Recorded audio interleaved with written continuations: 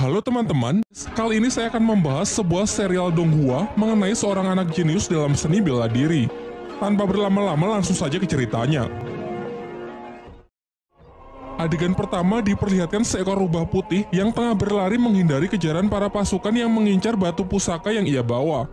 Namun karena sudah terkepung, rubah tersebut memutuskan untuk meledakkan dirinya sendiri. Scene beralih ke sebuah rumah yang memperlihatkan seorang pria bernama Li Xiaowu yang tengah mabuk-mabukan. Hal ini karena pada 6 tahun yang lalu ia gagal mengalahkan petarung dari klan lain dalam sebuah turnamen antar klan yang membuatnya depresi selama bertahun-tahun. Putranya yang masih kecil bernama Lindong berlari keluar sembari mengingat masa lalu dari sang ayah pada 6 tahun silam. Pada waktu itu, ayahnya bertanding di final turnamen melawan Ling Langtian, seorang petarung yang terkenal sangat kuat dari klannya. Namun ayahnya yang memikul harapan besar sayangnya bisa dikalahkan hanya dengan sekali serangan saja.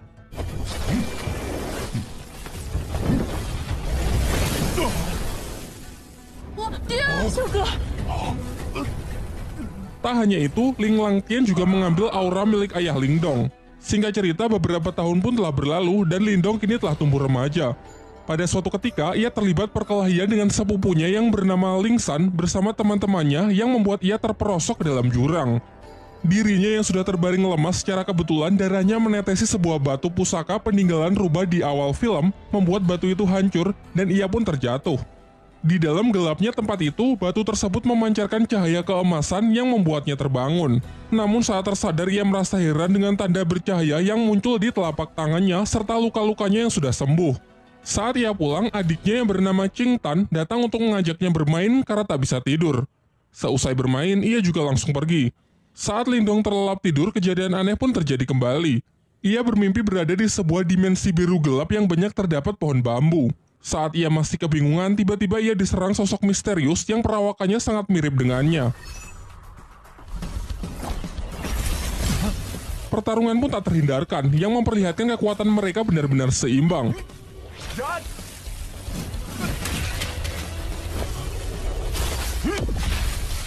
Di pagi harinya saat ia terbangun, ia dikagetkan dengan suara adiknya yang berteriak dari luar. Ternyata kelompok Ling San datang dan mengganggu Qing Tan untuk merebut rumput obat yang ia bawa. Lindong yang bergegas datang mencoba melindungi adiknya dari anak-anak berandalan tersebut.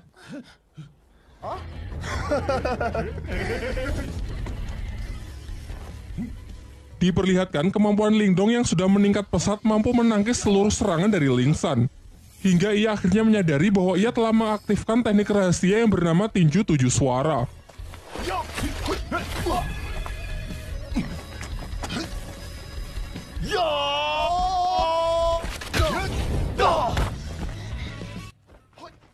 Untung saja pertarungan yang semakin serius itu akhirnya dapat dihentikan oleh kakak Ling San yang diketahui bernama Lin Hong. Sebelum pergi, ia menginfokan bahwa tak lama lagi akan diadakan turnamen di klan mereka untuk menentukan pertarung terkuat di klan Lin. Lin Hong yang sangat percaya diri mengatakan bahwa setelah menang nanti ia akan menikahi Qing Tan. Saat kembali, sang ayah menunjukkan gerakan teknik tinju suara yang baik dan benar kepada Lindong.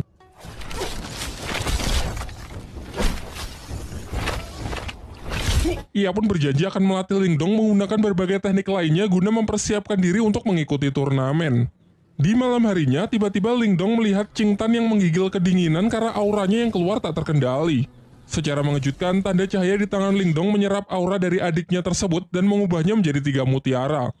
Berkat itu, keadaan Qing Tan pun mulai membaik. Dan sebagai hadiah, Lindong memberikan mutiara tersebut kepada adiknya dengan syarat kejadian ini harus dirahasiakan, termasuk dari kedua orang tuanya. Keesokan harinya, Lindong kembali memulai latihannya dan berhasil meningkatkan ketahanan tubuhnya. Selain itu, kini secara sadar ia bisa memasuki dimensi rubah dan tempat itu ia jadikan sebagai tempat latihan. Bayangan dirinya yang waktu itu menyerangnya sekarang bisa ia manfaatkan sebagai sparring dalam latihan bertarungnya. Singkat cerita, hari turnamen pun telah tiba. Di putaran pertama, Ling Hao bertarung melawan adiknya sendiri, yakni Ling San. Dari segi kekuatan, kecepatan maupun pengalaman bertarung jelas sang kakak lebih unggul. Di putaran kedua, Qing Tan maju sebagai penantang selanjutnya karena tak ingin dinikahi oleh Ling Hao. Namun lagi-lagi Ling Hao menunjukkan kemampuannya yang memang berada di level yang berbeda. Tak lama setelah itu, Lindong akhirnya datang dan maju sebagai penantang terakhir. Dalam pertempuran itu, semua dibuat sangat terkejut melihat peningkatan kekuatan tempur Lingdong, ditambah lagi ia mampu menggunakan teknik tinju 7 suara. Belum lagi peningkatan durability-nya yang mencapai level tinggi dapat menahan seluruh tekanan yang diberikan oleh Ling Hao. Tak hanya mampu menangkis seluruh serangan dari lawannya, Lingdong yang mampu mempraktekkan latihannya di dalam dimensi lain dapat melancarkan serangan-serangannya yang secara akurat membuat Ling Hao sangat kewalahan.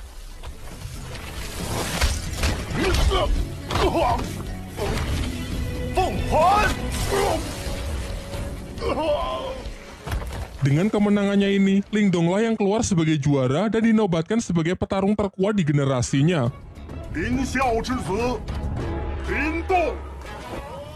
Setelah turnamen berakhir, kakek Lingdong selaku ketua klan Lin menjelaskan kepada kedua putranya bahwa dua klan tetangga, yakni klan Lei dan klan Xin akan bergabung melalui pernikahan anak-anak mereka.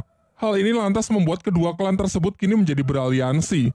Kemudian ia juga memberitahukan mengenai turnamen antar klan berikutnya, yaitu perburuan hewan langka yang masih dirahasiakan. Pembicaraan pun ditutup dengan sang ketua klan yang menyuruh agar anak mereka berlatih lebih keras lagi demi mempersiapkan turnamen selanjutnya. Sementara itu, ketua klan Lei juga mempersiapkan putranya yang bernama Lily untuk mengikuti turnamen antar klan tersebut. Kekuatan dari Lily ini sangat dibanggakan oleh sang ayah karena ia telah menguasai ketahanan tubuh level atas yang siap mengalahkan petarung-petarung dari klan Lin. Singkat cerita, turnamen antar klan pun digelar. Di sini ayah Lingdong memberitahu putranya bahwa pertandingan kali ini adalah perburuan hewan langka, dan Lingdong diharuskan menaklukkan hewan langka yakni singa api yang terkenal sangat buas. Namun aturannya tak perlu sampai menangkapnya, karena Lingdong hanya perlu mengambil sisik yang berada di ujung ekor hewan tersebut agar bisa menyelesaikan pertandingan kali ini. Diperlihatkan semua peserta pun telah berkumpul, termasuk putra dari tuan rumah yakni bernama Wu Yun. Di awal-awal saja ketegangan sudah terjadi di antara para peserta karena Lily yang terlalu menyombongkan dirinya. Singkatnya, aturan pun dibacakan di mana mereka harus mendapatkan sisik singa api agar bisa memenangkan pertandingan, dan dilarang keras untuk berusaha saling membunuh satu sama lain. Ketika Lingdong bersama adiknya berusaha menemukan singa api, ternyata Lily bersama timnya berhasil menemukannya terlebih dahulu. Namun mereka terlihat kesulitan menaklukkan hewan buas tersebut. Sementara itu, dari kejauhan, Lingdong hanya mengamati mereka dan menunggu kesempatan yang tepat untuk bertindak. Sampai muncullah dari belakang tim Wu Yun yang menawarkan kerjasama. Wu Yun berencana menyerang si singa api saat hewan itu sudah kehabisan tenaga akibat pertarungannya melawan tim Lily. Merasa hal ini cukup menguntungkan, Lingdong pun sepakat dengan rencananya dan bersedia menjalankan kerjasama tersebut. Setelah menunggu momen yang tepat, mereka pun bersama-sama menyerang tim Lily. Lingdong menyuruh Wu Yun untuk fokus kepada si singa api, sementara ialah yang akan menghadapi Lily.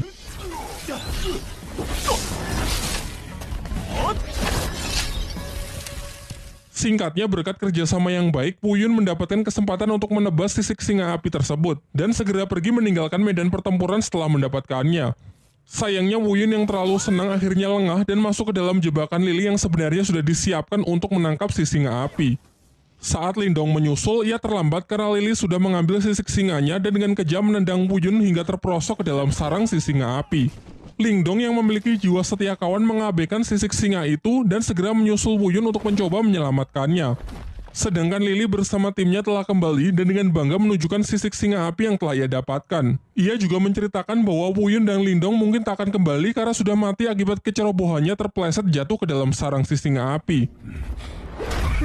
Akan tetapi di tengah ketegangan itu, secara mengejutkan Lingdong dan Wu Yun ternyata berhasil kembali dengan selamat.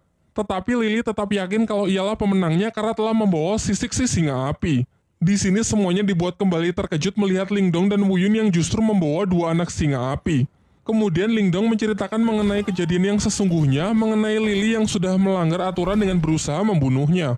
Tapi setelah masuk ke dalam sarang singa api, di sana mereka malah menemukan dua anak singa api yang terlantar karena induknya mati setelah sisiknya diambil. Karena merasa kasihan, akhirnya mereka pun sepakat membawa dua hewan tersebut. Kini telah diputuskan bahwa ketiganya berhasil menyelesaikan pertandingan ini dengan baik. Namun tetap saja hanya akan dipilih satu pemenang di mana mereka diharuskan bertarung untuk menentukan siapa yang terkuat dan layak mendapatkan gelar Raja Pemburu. Akan tetapi ketua dari klan Lei yang sangat menginginkan bayi singa api yang merupakan hewan sangat langka, ia pun mengusulkan untuk membuat taruhan dengan pertarungan anak-anak mereka. Kesepakatannya, jika ketua Lei menang maka bayi singa Lingdong akan menjadi miliknya, dan jika ia kalah ia bersedia menyerahkan pabrik kayu milik klannya. Pernyataannya ini sontak membuat semuanya sangat terkejut karena pabrik kayu adalah aset yang sangat berharga milik klan Lei dan ia mau bertaruh demi bayi singa tersebut. Sempat terjadi kekhawatiran karena kepercayaan diri dari ketua Lei ini bukan tanpa alasan. Putranya tersebut memanglah terkenal memiliki kemampuan di atas rata-rata dari anak-anak lain. Namun Lindong menepis kekhawatiran itu dan siap menerima tantangan yang dilemparkan. Singkat cerita, pertarungan mereka pun dimulai. Di awal, Lily dengan bangga menunjukkan kalau dirinya telah mencapai kekuatan tingkat Yuan duniawi. Namun Lindong juga menunjukkan level yang sama dengan Lily yang membuat semuanya sangat terkejut.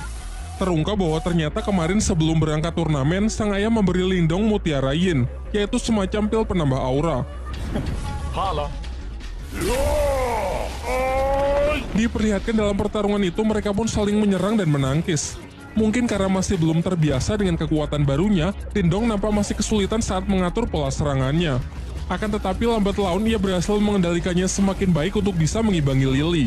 Sampai ketika Lily menambah kecepatannya, barulah terlihat kembali Lindong yang dibuat kewalahan. Dengan peningkatan kekuatan yang signifikan serta teknik rahasia petir dari klannya yang tergolong tingkat atas, Lily terus melakukan pressing membuat lawannya hanya bisa bertahan.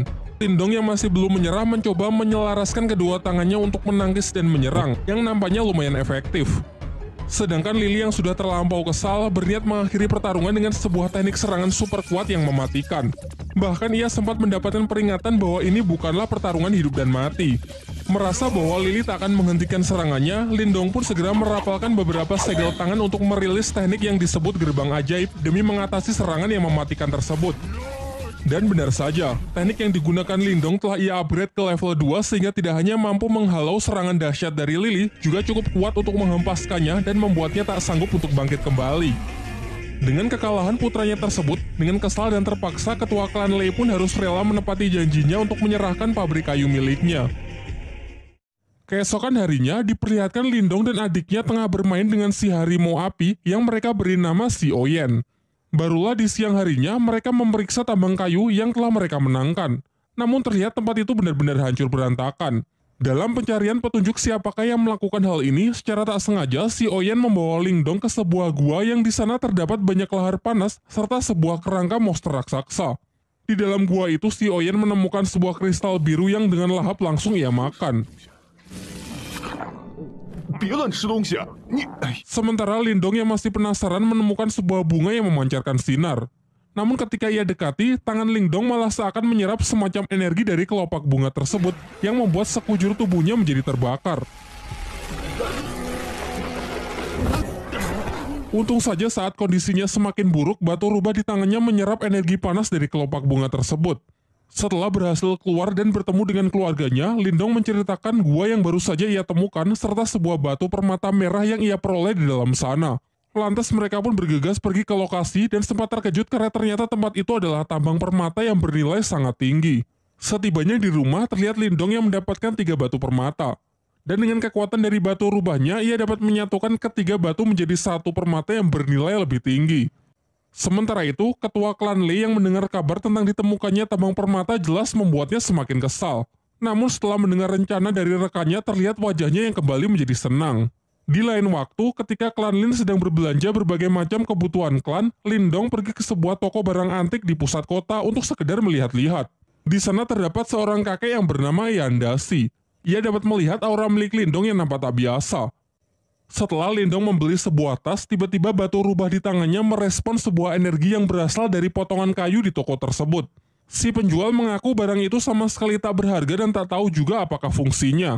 Namun ketika Lindong hendak membelinya, ternyata barang tersebut sudah akan dibeli terlebih dahulu oleh seorang gadis bernama Yue. Lindong yang tak mau mengalah memaksa untuk tetap membelinya. Menanggapi hal itu, dua pengawal dari Yue segera bertindak dengan menodongkan pedangnya kepada Lindong. Namun tiba-tiba saja kedua pedang itu terlempar yang ternyata ini adalah ulah dari si kakek Yanda yang memiliki kemampuan telekinesis. Terungkap bahwa kakek Yanda ini sebenarnya adalah guru dari Yue. Perseteruan mereka pun berakhir dengan Yue yang mengalah meninggalkan tempat tersebut. Sementara kakek Yanda menjelaskan kepada Lindong bahwa kemampuan telekinesisnya adalah kekuatan mental yang berbeda dari teknik bela diri biasa. Ia lalu menawarkan agar Lindong mau menjadi muridnya setelah melihat potensi besar yang ia miliki. Namun Lindong memilih untuk menolak tawaran tersebut karena takut kalau rahasia kekuatan batu rubah di tangannya bisa terbongkar. Kakek Yanda pun sama sekali tidak memaksa dan menghormati keputusan Lindong. Namun sebelum pergi, ia memberikan sebuah buku untuk bisa ia pelajari. Sementara itu, di area tambang datang sekelompok orang dari desa Naga Hitam yang ingin melakukan invasi. Mereka berniat merebut paksa pabrik kayu karena status kepemilikan dari tambang tersebut kini dianggap tidak jelas. Namun sebenarnya orang-orang ini adalah suruhan dari ketua klan Lei yang sengaja ia perintahkan untuk merebut tempatnya kembali. Beruntung Lindong kembali tepat waktu untuk mencoba melakukan perlawanan sehingga terjadilah pertarungan. Ketua Naga Hitam pun tanpa ragu langsung menyerang Lindong yang membuatnya terlempar menghantam gerbang masuk di sana. Dengan selubung aura sebagai pelindung, Lindong masih mampu bertahan dan bangkit kembali. Sementara Qing Tan juga membantu dengan melancarkan beberapa anak panah untuk menghentikan orang-orang tersebut masuk lebih jauh. Setelah melihat potensi Lindong, Ketua Naga Hitam segera memperkuat aura untuk membunuhnya karena khawatir jika dibiarkan kelak Lindong akan menjadi lawan yang menyusahkan. Sementara Lindong setidaknya masih mampu bertahan meskipun digempur dengan berbagai macam serangan yang mematikan. Selain itu, terlihat juga ia mengupgrade gerbang ajaib ke level 3 yang mampu mengimbangi kekuatan dari lawannya tersebut.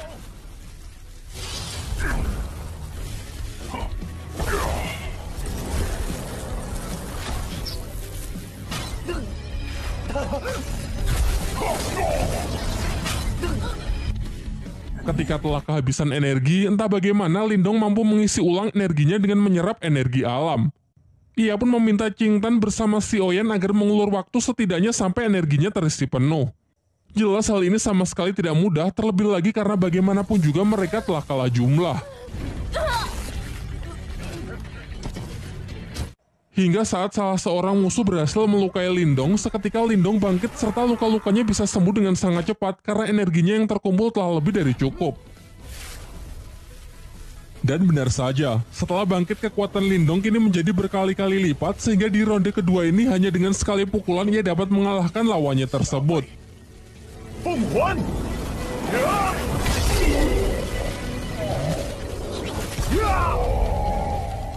Ketua klan Lei yang mendapatkan kabar bahwa orang-orangnya berhasil dikalahkan sangat terkejut, terlebih lagi yang mengalahkannya hanya Lindong yang cuma seorang diri.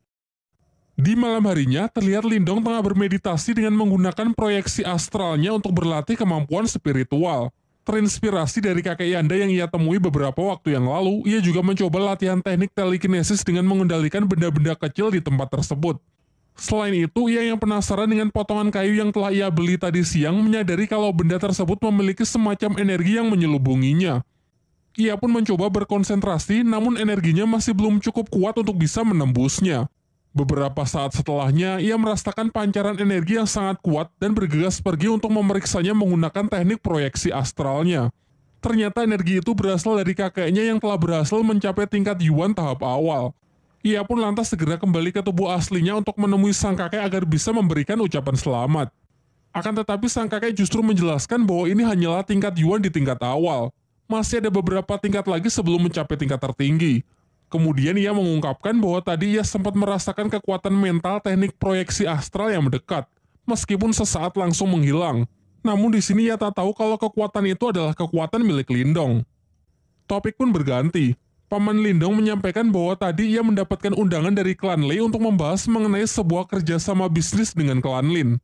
Singkatnya, setelah cukup berdiskusi, mereka pun sepakat untuk menghadiri undangan tersebut. Keesokan harinya, mereka mendatangi rumah utama milik klan Lei. Namun hanya para tetua klan saja yang diperbolehkan untuk masuk. Di saat sedang menunggu, Lindong merasakan ada kekuatan mental yang sangat kuat di sekitarnya yang sedang menggunakan teknik astralnya untuk mengintai. Sementara di dalam ruangan, para tetua klan tengah membicarakan mengenai ajakan kerjasama membangun bisnis untuk keuntungan bersama dengan sistem bagi hasil. Akan tetapi klan Lin keberatan karena dalam kesepakatan itu, ketua klan Lei lah yang akan menjadi pemimpin, sementara klannya hanya akan menjadi bawahannya saja. Di sini terbongkarlah kedok dari ketua klan Lei yang sebenarnya ingin menjadi penguasa di kota tempat mereka. Perdebatan itu pun semakin memanas yang malah membawa mereka dalam sebuah pertarungan.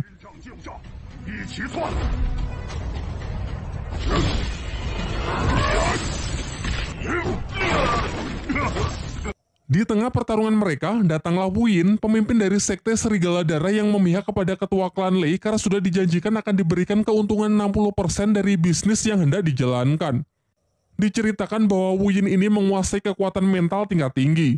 Dan benar saja, satu persatu dari mereka dapat dijatuhkan dengan sangat mudah.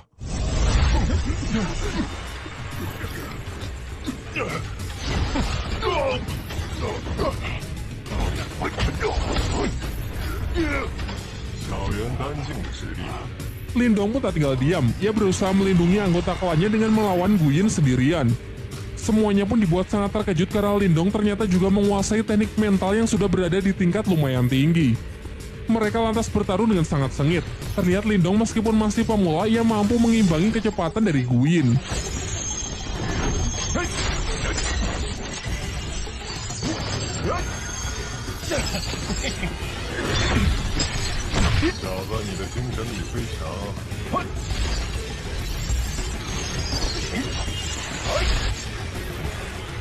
Sampai mereka saling mengadu teknik astral melalui duel udara, namun sayangnya tetap saja Guyin lebih unggul dan mampu menekan Lindong.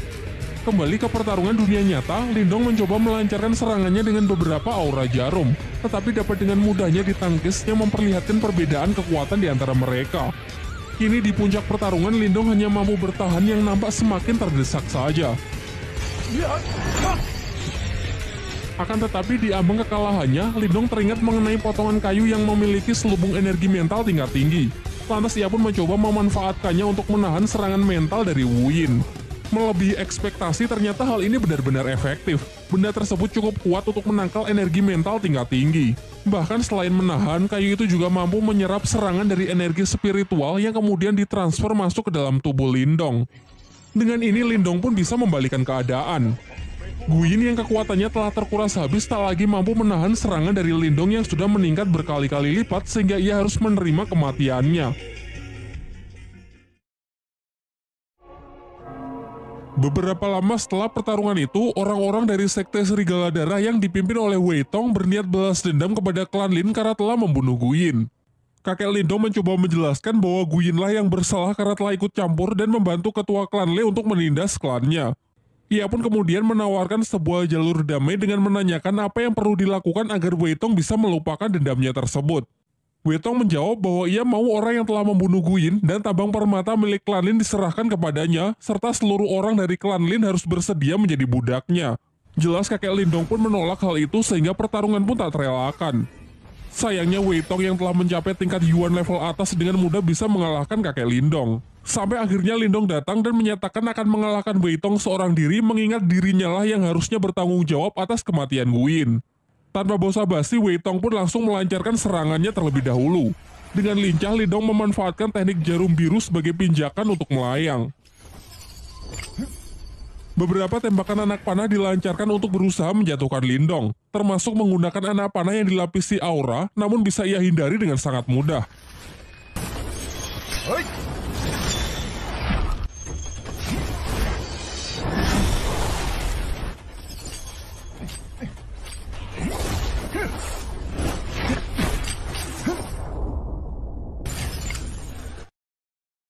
Sampai akhirnya Lindong dengan penuh percaya diri menawarkan sebuah perjanjian, yaitu 3 bulan dari sekarang ia bersedia bertarung sampai mati dengan Wei Tong. Kesepakatannya, jika ia kalah maka ia siap menerima hukuman apapun, serta aset pabrik kayu milik klan Lin akan rela ia serahkan.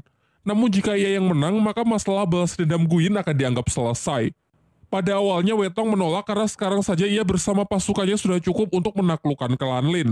Namun setelah melihat kemarahan dari Si Oyen serta kemampuan Lindong yang bisa mengalahkan bahkan nyaris membunuh para kroco itu, akhirnya Wei Tong pun sepakat.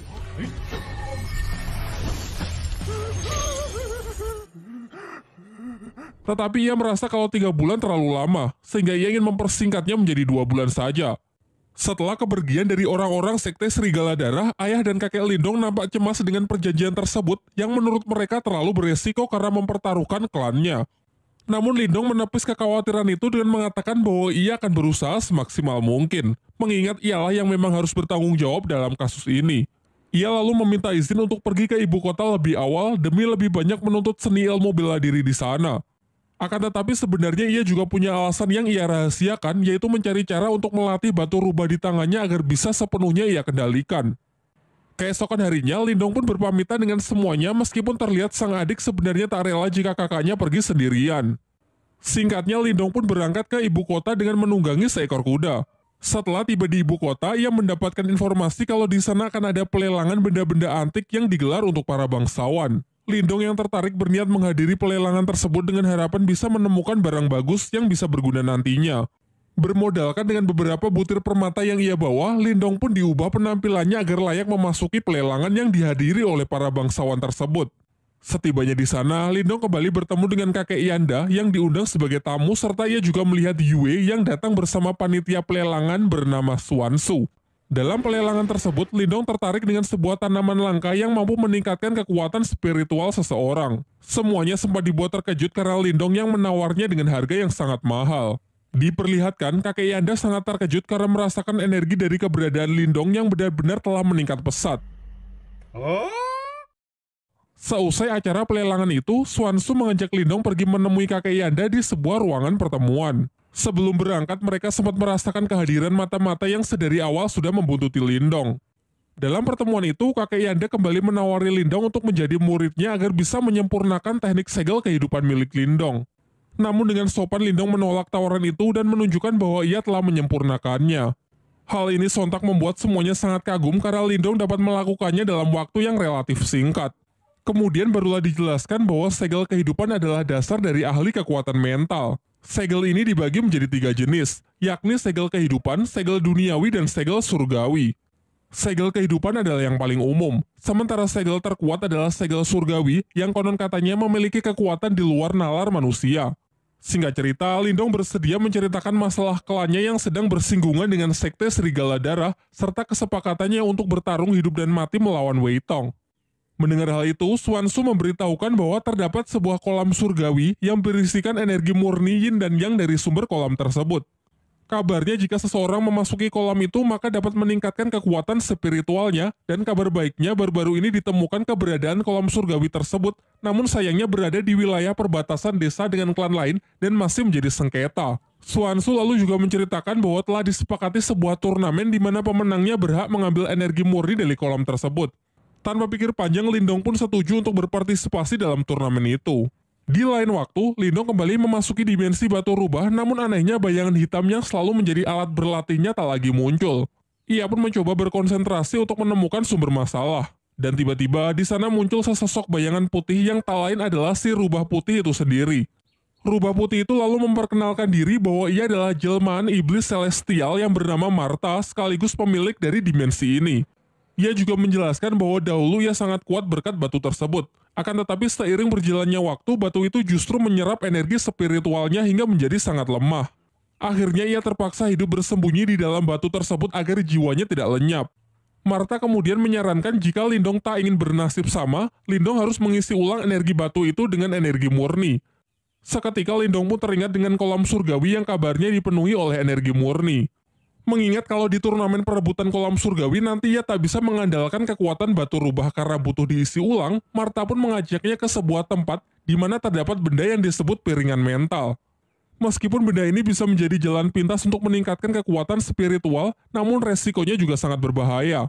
Yaitu jika dalam prosesnya Lindong tak sanggup menahan rasa sakit, maka kekuatan spiritualnya akan lenyap dan tak akan bisa dipulihkan lagi. Tanpa banyak berpikir, Lindong pun ingin mencobanya dan bersedia menanggung semua resiko yang mungkin terjadi. Dan benar saja, saat proses berlangsung, ia merasakan sakit yang sangat luar bioskop. Sampai akhirnya dengan tekad yang kuat, Lindong berhasil melewati proses tersebut, alhasil kekuatan mentalnya pun meningkat pesat. Setelah itu, Martha menyarankan agar Lindong memakan rumput obat yang ia beli sebelumnya agar kondisi dan energi mentalnya bisa segera pulih. Karena setelah ini ia akan mengajarinya teknik baru yang disebut teknik Borkeong. Keesokan harinya, Lindong datang ke suatu tempat di mana semua orang di pelelangan berkumpul. Di sana datang juga Yue dan seorang pria bernama Liu Yi. Kemudian Xuansu mempertemukan Lindong dengan pemilik rumah pelelangan yang diketahui bernama Xia Wanjin. Ia menjelaskan bahwa Yue, Liu Yi, dan Lindong akan bertanding melawan petarung lain dalam rangka memperebutkan kolam surgawi. Singkat cerita, mereka pun bersama-sama pergi ke tempat turnamen. Setibanya di sana, mereka bertemu dengan tim lawan perwakilan dari sekte Serigala Darah yang diketahui seorang pria bernama Yue San dengan kedua anaknya yang di sampingnya. Di sebelah kanan ada Yue Feng dan di kiri ada Yue Lin serta di belakang ada seorang petarung bayaran yang bernama Jiang Li. Dijelaskan bahwa mereka ini bukan petarung kaleng-kaleng karena sudah mencapai tingkat Yuan Surgawi tahap akhir. Di putaran pertama, Yue maju menggunakan sebuah pedang untuk melawan Yuelin dengan senjata cambuknya. Sejauh ini pertarungan dua wanita ini terlihat cukup seimbang. Mereka menyerang dan menangkis mengandalkan senjata mereka masing-masing. Namun akhirnya pertarungan singkat tersebut dapat dimenangkan oleh Yue dengan berhasil menodongkan pedangnya tepat ke leher Yuolin. Di putaran kedua, Yue Feng maju sebagai perwakilan berikutnya. Sementara Lindong yang nampak ragu-ragu segera diambil alih oleh Liu Yi yang bersedia maju terlebih dahulu dengan senjata tombaknya.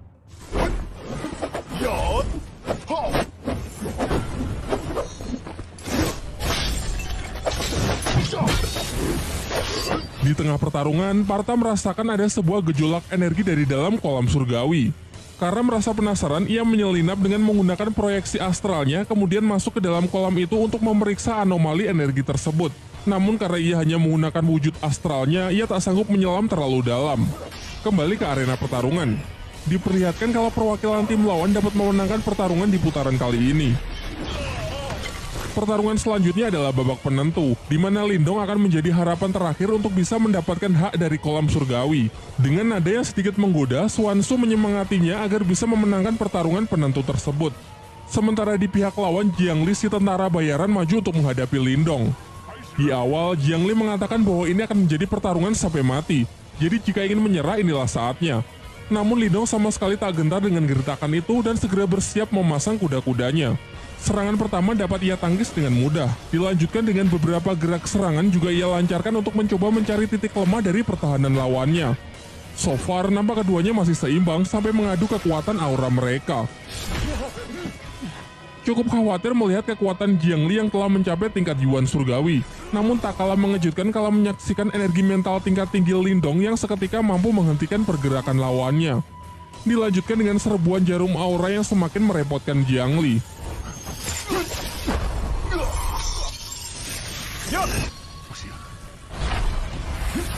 Mencoba serangan jarak dekat pun juga percuma karena tekanan energi mental Lindong yang dengan kuat menghempaskannya.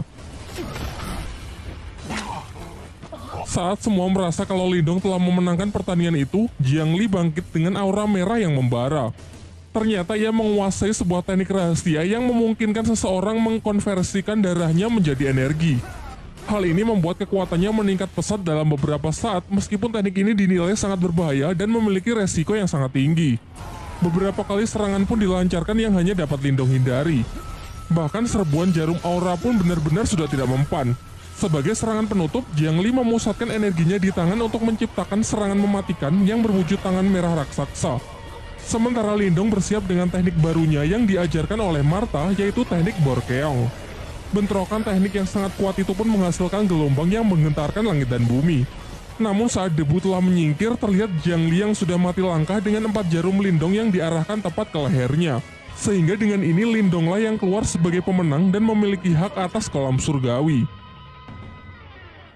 Setelah kemenangan itu, mereka bertiga masuk ke dalam kolam untuk menyerap energi spiritual sebanyak-banyaknya.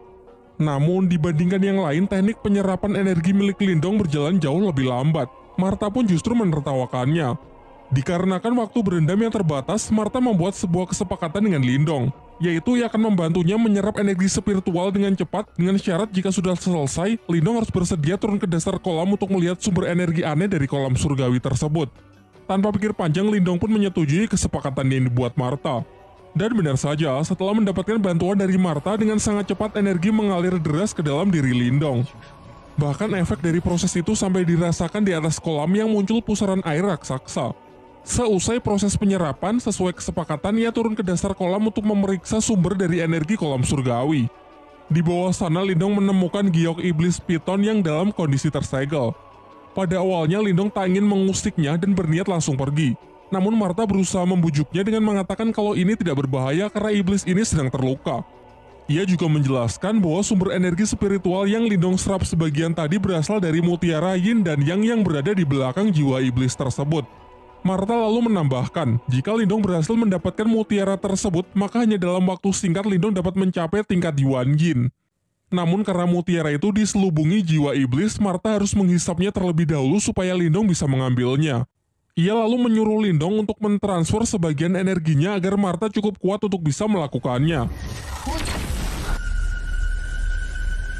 Ketika proses penyerapan berlangsung, tiba-tiba segel iblis itu hancur sehingga sang iblis piton kini berhasil bebas. Pertarungan pun tak terhindarkan.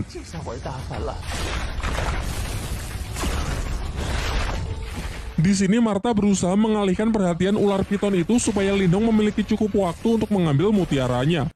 Akan tetapi Lindong yang masih ragu sama sekali tak punya keberanian untuk mendekat. Sampai akhirnya Martha menggunakan rencana cadangan, yaitu kembali masuk ke dalam tangan Lindong. Pada awalnya Lindong mengira kalau Martha sudah menipunya. Namun selang beberapa waktu, luapan energi keluar dari tangannya yang ternyata adalah Martha dengan wujud aslinya, yaitu naga api raksasa. Dengan cepat ia membakar iblis piton itu dengan semburan api lalu segera menyerapnya.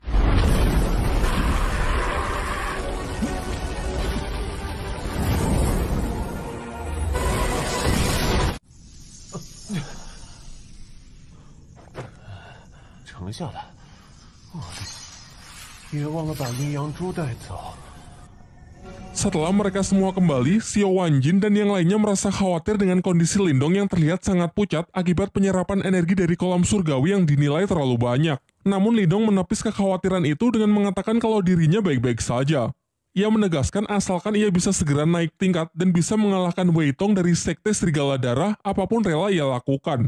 Dalam pembicaraan itu, Xiao Wanjin menjelaskan bahwa Sekte Serigala Darah selama ini juga menjadi musuh bebuyutan bagi pihaknya.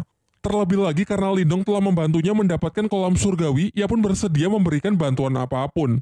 Di akhir pembicaraan, Swanshu memberikan buku langka dari pelelangan kemarin yang berisi teknik-teknik rahasia agar bisa Lindong pelajari demi mempersiapkan dirinya agar bisa menang melawan Wei Tong.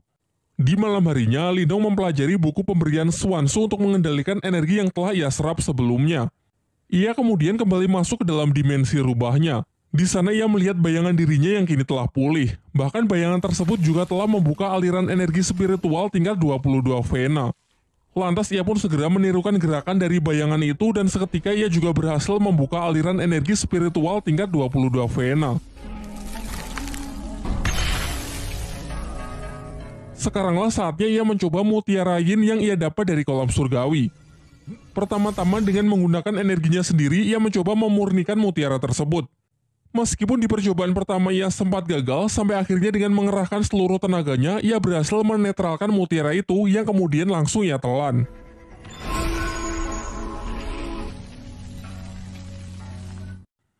Terlihat gejolak kekuatan spiritualnya pun meningkat pesat, bahkan segel kehidupannya kini menjadi 2. Dengan ini ia pun sangat yakin kalau di pertarungan nanti ia bisa menghancurkan Wei Tong. Keesokan harinya, Swanshu mengajak Lindong ke tempat pelelangan dengan mengatakan kalau ada orang yang ingin menemuinya. Ternyata di sana datang keluarga besar Lindong, yaitu Qing Tan, ayahnya dan kakeknya. Setelah Swanshu pergi, sang kakek tiba-tiba menyerang Lindong dengan maksud menguji sudah sejauh mana kekuatan cucunya tersebut.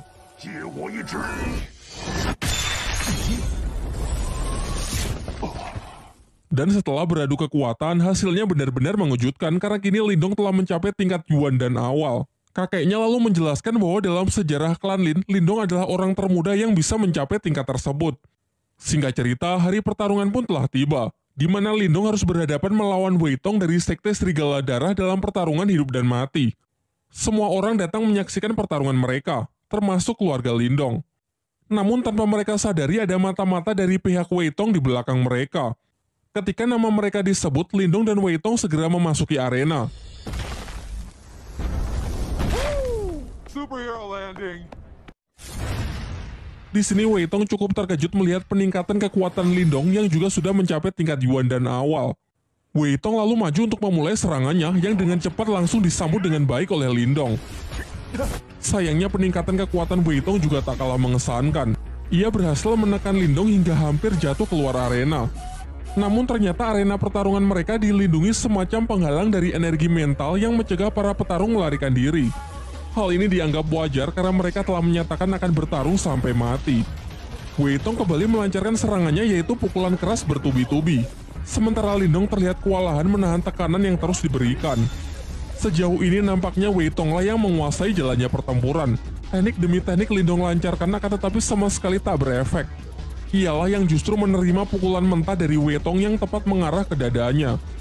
Terdengar sorak dari para penonton yang meragukan Lindong membuat pihaknya semakin cemas kalau Lindong tak akan mampu bertahan.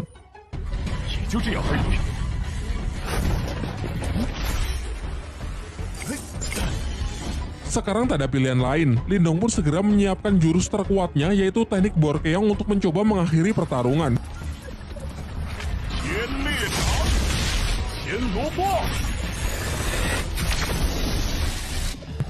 Sebenarnya serangan Lindong ini bisa saja mengalahkan Wei Tong.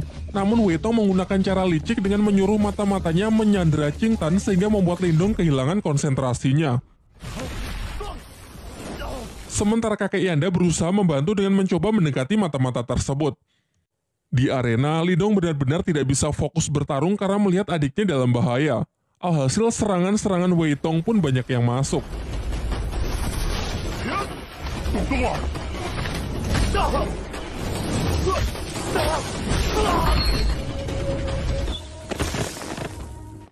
Di saat-saat genting, ia teringat kalau teknik jarum dewa yang pernah dipakai Guyin mampu menghancurkan penghalang energi mental.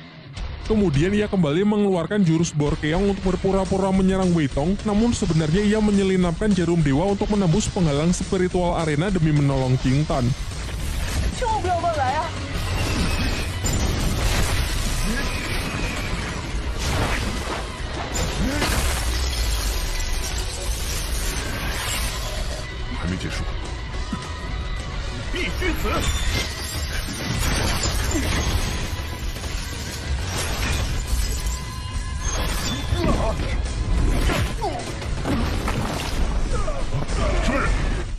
Saat si mata-mata hendak mencoba menyerang lagi, datanglah kakek Yanda yang membantu mengalahkannya. Kini setelah adiknya berhasil selamat, Lindong pun bisa kembali fokus bertempur melawan Wei Tong dengan emosi yang benar-benar telah mencapai puncaknya.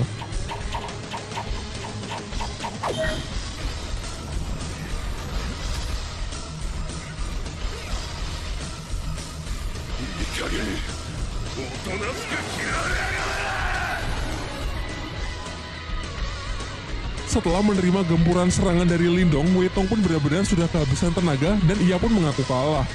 Namun Lindong malah mengatakan bahwa ini adalah pertarungan sampai mati, di mana pertarungan belum selesai jika tak ada salah satu pihak yang mati.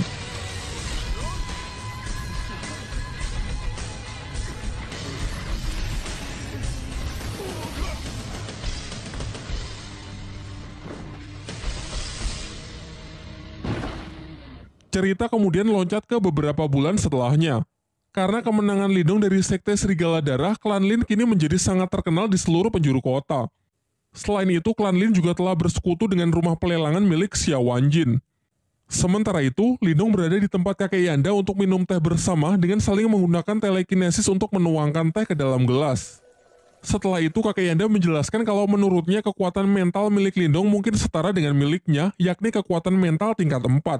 Ia kemudian berpesan agar Lindong terus meningkatkannya karena di dunia ini masih ada tingkat yang jauh lebih tinggi lagi yang bahkan kakek Yanda tak punya kesempatan untuk mencapainya. Scene beralih di sebuah pegunungan yang memperlihatkan seorang pria dengan sebuah pedang di tangannya. Pria ini memiliki kekuatan mental yang sangat kuat. Diperlihatkan menggunakan tebasan pedangnya, ia mampu membelah gunung tanpa melukai kupu-kupu yang melewati jalur serangannya. Setelah itu, ia dihampiri oleh seekor burung pembawa pesan yang membawakan surat berisi sesuatu mengenai makam Nirwana. Di tempat lain, seorang wanita yang terlihat berjalan di atas air mendapatkan pesan yang serupa dari sebuah bunga teratai. Nah, dengan ini season 1 yang berisi 12 episode sudah berakhir, teman. Jadi itu saja, sampai jumpa di video selanjutnya.